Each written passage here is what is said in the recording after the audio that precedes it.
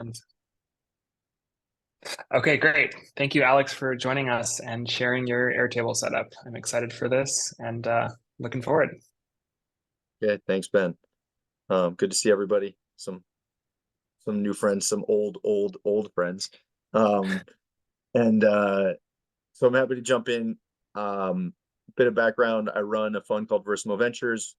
We've been running for about 4 years, and I've been using Airtable as our main, really like database for all of our operations the whole time, and continue to add functionality and automations and integrations along the way. I'll share with you today kind of the high level, and you can put questions in the chat, and we'll kind of run through them. But I put together like a taxonomy first before we jump into the table, and I think that will help clarify how this all works. So with that, I'll jump in. So this is the taxonomy of my Airtable. It centers around companies, people, and meetings are like our core things. On the in like fundraising side, we have funds, fund commitments, and LPs, and then we also have holdings that connect companies to funds. We track portfolio updates, which is just related to companies. We actually track intros, which is people to people, and then I also do travel planning, which is just people. So where you have multiple connections, generally you can then tell how central that is. So companies and people are the core of the database, those two types of entities. And then meetings is like kind of what we do on a day to day. The holdings are actual individual investments into companies, and the fund commitments are individual investments by our LPs into our funds. And these are the in-between entities that allow us to track and manage all of that. So with that, I will jump into the template and kind of run through some examples and really just some of the functionality. So first, it's like meetings, right? Again, there's a reason that this is first on here. This is where, doing a meeting. I'm the person doing the meeting. Ooh, this is not going to be slow today. That's fun. It's at this time, I'll put Omar Smith in here. And he's not currently in this. Don't worry, Omar, you are in my real one. We're not in the template. Um, and I can say create. And because it's in the people category, it's going to automatically create that in the people tab. I'm a little worried this is super slow. Okay, it did get created. Great. Okay, now linked up. Great. And we'll say, okay, and Ben Lang's also on this meeting, and then we'll say, the location is on Zoom, but I could also put San Francisco, and it will create that entity in the locations tab. And when you click that, Airtable is great like that. So that's one. Again, and I don't tie the people together with the companies because sometimes I'm meeting people in the context of a fund or not a fund or a company or a startup or a big tech company or whatever it may be. And it may not always be that entity that I'm actually meeting with. Ben's a great example of that. Like sometimes when Ben was still at Notion, I was talking to him about Notion stuff and sometimes talking about angel investing. And so it wouldn't make sense to show I had a meeting with Notion when I'm talking with Ben about investing stuff. So that's meetings. Companies we use for a bunch of different stuff. So you can see here on the left, there's a lot of different views on this. Now, the reason that I group all these different types of companies into one company entity, there's a couple of reasons. One, they are all companies. And two, I would need to have a different column here for every single one of those types. Instead of just having one thing called company, I would need to have company, fund, service provider, like startup, like, big tech, like whatever it may be, rather than just having one thing and then tagging them with whatever they are. So, there's a tremendous number of fields here. This has gotten really complicated over the years, and some of them are kind of um uh mute somebody, but there's like a ton of different things here. This is all that we're showing. I would not recommend having this, but it's kind of like feature creep. Like this is how it goes as you continue to build functionality. But this is where we actually run the business out of. So when we meet a new company, this is how I view the pipeline. It can also be viewed as like Kanban or however you like to do it. I just do this grouped way. New pipeline, like new co, right? I would say like when we get a new deal that comes through an email, my workflow is that I enter it here. I'll put in, who's the owner, like who did it come through, like or like a who on our team. Once we get further down the line, we would have more on like when do we expect to close, how much money do we think we're going to end up putting in, and then what industry. We'll say this is an advertising company that has an affiliate model and it has SMB buyers. And then from a thesis category, it's in sales and marketing. We'll say this company's based in San Francisco. That'll come up. I just tag it there. And then what's the priority? So this just is another, everything that's highlighted here in Airtable is sorting. So it's a sub sort, and it will sort inside like just that grouping. I'll say the stage is seed. And then if we pass, I'll say, oh, we passed because, you know, we got ghosted by the team. They just stopped responding to us. Fine, whatever. This is how we tag, like that's an extra feature. I'm not going to get into it. Here we also tag like what source it came from. So I'll say this came from, you know, my like Stanford network. And then I'll also enter like, you know, the founders here. So I'll just say, okay, Tim Cook. Now I have a Tim Cook entity. He's already tagged with the company. I could say, hey, who introduced me to them? Where are they based? You know, as companies move through the pipeline, I find that this detail gets higher and higher. Sometimes, you know, if I have a company that's like an Instapass company, I'll kind of just throw it in here. I'll try to tag it by this stuff because then down the road we have like this big data asset of, hey, a bunch of data companies we passed because you know, because we have this past reason that like there's too much competition. And we can run that data anytime we want later. In my Airtable, there are like 1,500 companies here. So, you know, majority of them at this point are in the past category, but you know, that changes over time. And so then that'll sit there and this moves up and down, right? I'll say, oh, I'll move it to like first meeting, you know, then it gets to the point where it's like, okay, we want to win the deal, and it moves up. And then what I did was I created an automation so that every Sunday, my whole investing team gets an email with every change that's been made. So every new thing or something that's moved up and down in the pipeline in the last week or 2 weeks. And that's very useful. That's generally what I do in company tabs. On the this is like the investment pipeline. When it comes to portfolio, we look at portfolio in a bunch of different ways. So like this is just a view on like valuations, right? Like this would be all the portfolio companies and like just allowing me to get a view on valuations. And this would be like KPIs. And then if I'm entering all the data, like that's a good view there. Investment theses, like, so these are bigger. So we write the description of the company thesis, and the risks in here. So we made these tall. This actually then flows into our memos that I created using the page designer. And these are one of like the cooler things. So, you know, we'll upload like the company's logo will automatically get placed here. All of this data is in from when we're in pipeline, the description thesis, all this stuff flows in, and then all this stuff gets calculated automatically. So that's pretty cool.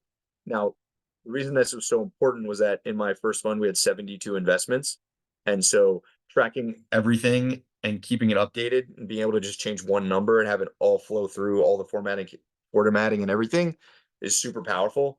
And compared to like having Excel that then you're like transposing into a PowerPoint and updating it, it's like it's gonna be error prone and slow.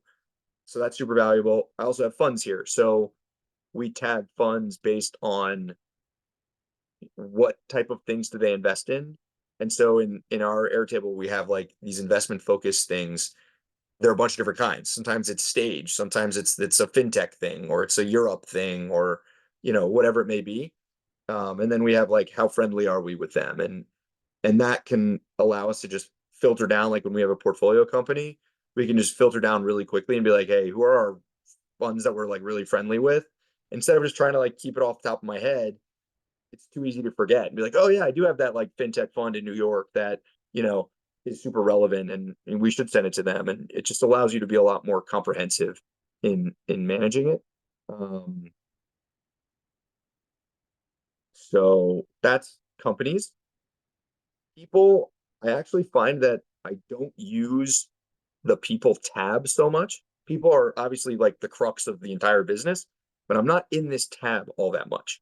What I do use it for a lot is communications. So like there'll be, you know, people here who are tagged, you know, and I'll say like, did I add them to our? We use a tool called Cabal for like communications. Did I add them there? Are they added to my newsletter? Did I invite them to the annual meeting? And I can do all sorts of filters and just kind of use it as a working list to see who was invited to what and where. Um, these are like LP things. These are all empty, but you can get a sense of like what these are called. We also have people tagged as CEOs and listed executives in our portfolio companies. I also have, I rank people by priority. It's just another, as the data set grows, like our Airtable has 2,500 companies in it and 4,000 people. You just need ways to comprehensively run through and see everything. We also track introductions. So if I make an intro between like Ben Lang and Omar, let's say, that'll come up here. And then in each of their like pieces, it will say, intros, and it'll like mark when and who got introduced. And I just do that to remind myself because I've in the data, I basically made about one introduction a day for the last 4 years. And so it's just like a tremendous amount of data. It's hard to remember. Like, wait, did I introduce you to that person or someone else? And it's like, oh no, yeah, like I did, and it's there. And like it's just again, it's just kind of good to know. And so now we'll get into like, well, I'll pause here and maybe answer some questions. So, do we have any questions? No questions yet. Okay, cool. Um, so now I'll jump into like some of the more secondary things. So basically there we just went through companies, meetings, people, intros, and like that's really it. Now as we get into like these green areas, it's a little bit more complicated. So holdings is one, and I happened to create these earlier. So let's say we have a portfolio company, but we have a holding in that company. And so it's in this particular example, I'm showing like Zapier as an example that we invested in the Series A, the Series C, and the Series D. And so if I wanted to create a new one, let's just for, to be comprehensive, because we obviously, would have done the Series B as well. So we'll just add this, and do a Series B. Um,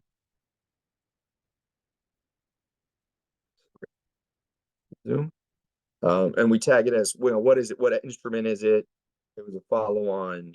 Did it include pro rata rights? We just can do all these tags. And then what entity is it in? So this is where funds come into play. I'll get into that shortly. But like I showed here, this is where holdings and like are associated with funds. Um, and that's how companies get connected to funds as well. So we'll say this is also in fund one. And we'll say we invested $4 million. We'll say we got, let's see, let's pick a nice share price of 50 cents. So we got 8 million shares, and the post money valuation was 250 million. Now we're just tracking there. Now, what's cool about this is the current share price you can see as a lookup, and it's a lookup from the company. So the company's always going to be consistent here in terms of the share price by company, and then it's going to pull everything through automatically and do all the calculations on what's that stake worth. So in this case, you know, actually I didn't even fill this SPV one in, but in this case, right, we invested at 10 cents, 50 cents, and $1 a share. And now their share price is $2.50. You can see what the multiple is across each round and the total. And then when we go back to the company side, it'll show like the total, it'll show all these holdings here, what entities they're in, what's our total holding value across the entire position, what's the total multiple, how much did we invest total, and it brings that all together really nicely. Doing that in Excel is also possible, but it's fine cleaner here in terms of the way that the roll-ups come together. Now I'll move over. Alex, there's a few good questions in the chat if Your you want to. questions? Okay. Yeah.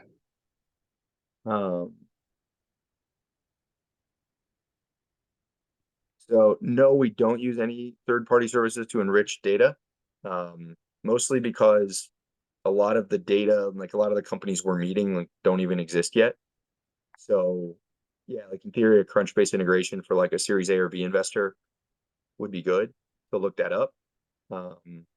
Also, like we do have like a not like the strongest, but a sort of like LinkedIn integration where you can just click a button and it will automatically open up a browser and have searched for that person. But if their name is John Smith, then like it's not going to know that that's that exact person.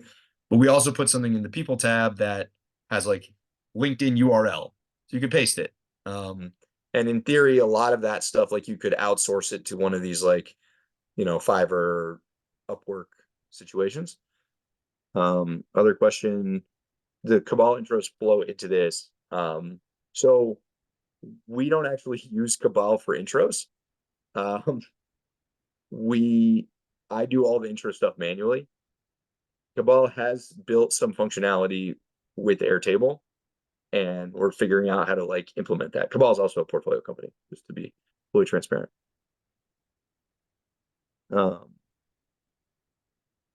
So yeah, I mean, Aaron's question on like actually using it. This is the major point, right? Like there's this 80-20, 90-10 situation where you've got to figure out what's the optimal thing for you and for your team that has the right amount of automation, the right amount of fidelity and clarity and resolution of data, and the right amount of manual work that's involved. And so, for example, I'll give you an example of like a simple automation. Like it'd be great if this was fully integrated with my calendar and it knew who I was meeting with and it just populated this stuff. Great. And there's probably a thing like I don't use any of the AI like note taker like Fireflies or Otter or whatever. But like if it automatically put that like in the notes section here, that actually is probably already doable in Airtable. But instead, what I have is a simple automation where when I create a calendar invite, it actually creates just a blank entry here, and then it dumps the emails of all the people on that calendar invite in the email section here. And then, okay, then I just type the person's name and it looks it up. And that takes 2 to 3 seconds. And then I know it's the right person. The iteration back and forth and the matching and the deduping and like it also naturally happens at the early stage that things are going between Gmail and work emails and all these other things. I'm like, trying to sort that is like, it's just not worth it, in my opinion. You're just going to get so many errors and you're going to need to modify it anyway. The point that it's probably not really worth it. The best solution is probably to give your email inbox to one of these like outsourced assistant things and tell them to do it. So that's one example. Were there other questions? Like, yeah, and then the other part of it is just getting people to use it. So like my dad's involved in my business and he's in his 60s and like he doesn't want to enter his meetings. And he used to do it like at the end of every week. You can't do that, right? Like you have to do it at the beginning of every day or as it goes along. Like basically my workflow is like yesterday I went to Tel Aviv. I did like 7 meetings in a row. And typically what I'll do is I'll look at my calendar in the morning and I'll spend a minute and a half making sure that the times line up because it's already auto-populated with the list of calendar invites, and then just tagging those people. Then when I'm in those meetings, if I want to take notes, I just pull up the phone app and I can like take notes in there and it's already tagged properly. So that's like, again, a lot of it is, I think people have expectations that like something magic is going to happen that's not even in their brain. Computers can't know what you're thinking. My view is that it can organize what I'm thinking, but if I don't ever express it, it's not going to figure that out for me. And by the way, when it can, then you're not useful anymore. So, um, Where's just, Airtable AI? yeah, I mean, AI can maybe try to predict it, but it can't actually know what's going on in your brain. And if it can, then you're probably very replaceable. Um, so that's my view. Like, it ends up being that, yeah, I have to like sometimes when I'm in the investment pipeline, I'll have to tell one of my teammates, like, hey man, you just entered another company, you didn't tag yourself on it, and you also didn't like put these three things in. And it's the other thing is like, we see tons of companies. Like half these companies, like not half, but like some portion of these companies never even get started, or they change their name, or like that's the nature of early stage. And so if we don't tag it as a accounting company that's a SaaS model that's selling to consumers, like it's just too easy to get lost in the fray. So it's like these identifying markers because people always have this mistake. It's like, oh, I'll remember later. And like, you won't. And so the question is, how do you give yourself the ability to find a piece of information that you're going to want later? So, yeah, I mean, I guess the last couple things, like I said, here I can just create a fund or an SPV, and then it has the holdings that are in that. The fund commitments is basically just a sales CRM where I'm connecting these LP entities to fund entities. And LP entities are just a simple combination of um, people and companies and or companies. So like in my fund, sometimes I have individuals who are LPs, and sometimes I have firms or funds or whatever that are LPs. And so I had to create this like hybrid entity. When I raised my first fund, it was pretty much all people. So I just used the people tab as the fund CRM. And then later on, we had to take the time to port it over to the new system, which, that ends up being like an hour of work, right? We had 100 LPs and they all had commitment sizes, and we had to create new entities and make sure it all tagged and went through properly. Okay, fine. Every once in a while, you have to do that, and you decide to add additional functionality. We also track portfolio updates. Again, we do this manually. We're a relatively small fund, especially in fund one. We had like 1% ownership. We're not mandating our companies go in and fill out some form every month. Um, they send their update emails, and I have a junior person on my team, or I just do it. They all go to an email group that's portfolio@versimoVentures.com. I have all my founders send it to there, and anyone can just come in and enter it. And so if we have a new company, um, these are grouped usually by company. And so we'll just say, all right, here's the date of the update. Here's how much ARR they have right now and customers. And we define actually each of these KPIs on a company level. Then they get pulled down into here as what KPI 1, 2, and 3 are. Then we, can track those numbers. Obviously, like if the KPIs of a company change, yeah, that's a pain. Like I don't have a solution for that. And it is what it is. And then what we'll do is we actually tag it here as the initial investment, and that will then flow on to the memos that I showed earlier. I also have, we'll have like Google alerts, and that'll flow into the portfolio news.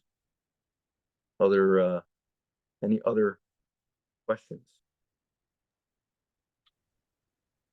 Awesome. Well, I think if we don't have any other questions, we can end it off here. I know you have a template for this, right? On your website? Yeah, well, you and I created the VCOS previously. Actually, it doesn't have this latest one. I'll probably update to this version and share it up there. But yeah, I think the biggest takeaway is understanding the taxonomy of your data and then your actions, and then having the self-awareness to know what you're going to do versus what you won't do also for your team, and assume that like whoever the most senior person is probably the limiting, like that's the limit. So whoever the oldest person is probably on the team, like they're probably going to do the least, and then everyone else below them can do more. um like my team, this is how we do it, so this is how we do it.